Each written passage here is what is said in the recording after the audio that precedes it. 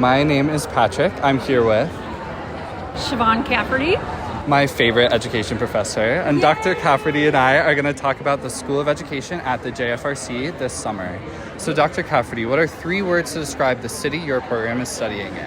So we're in Rome, Italy. 3 words to describe, well, you cannot talk about Rome, Italy without talking about the food, the drink, but it's obviously incredibly historical, and it is stunningly beautiful, and it is the Eternal City. I mean, 3 words, it's tough because this is an amazing city that brings a lot, but I would say historical is one of the main appeals of Cordoba. Culturally diverse. We have a lot of history that includes a lot of diversity, not only with language, but also religion, culture, and Andaluces in Cordoba specifically are very welcoming and friendly. Which excursion are you most excited to take students on and why? I think every year when we do the papal audience, I think the students love it. I personally love it. Obviously, the Pope is a Jesuit, and our Jesuit tradition is so important to the work we do as educators, the work we do as aspiring teachers.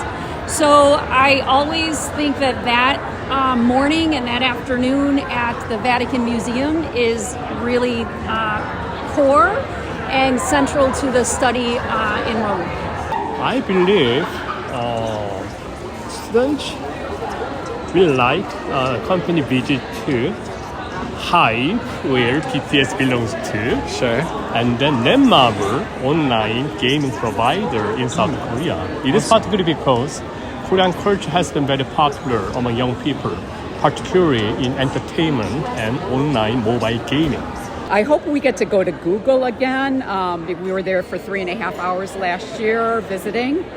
Got to go to the lunchroom, but we're going to go to several different PR agencies that are all very different, from political ones to financial ones to B2B ones. And so it really gives a broad vision of the different jobs that are out there. I think I'm most excited about taking students to the mountains in the south of Poland. We'll go to Zakopane, and my colleague, who's a professor at the Jesuit University over there, is an expert in mountaineer culture and life in the countryside.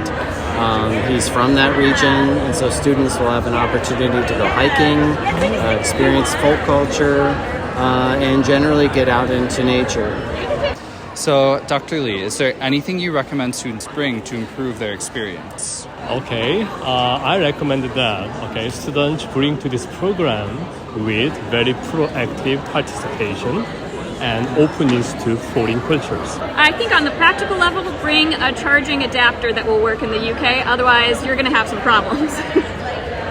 I think bring a great attitude, right, and bring a kind of sense of openness and imagination and adventure. It's a lovely course. Oxford's a great place, one of the great places in the world.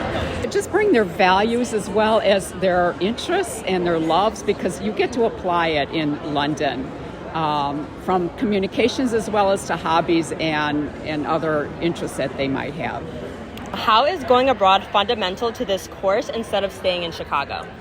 You just can't find what we're studying here without going there.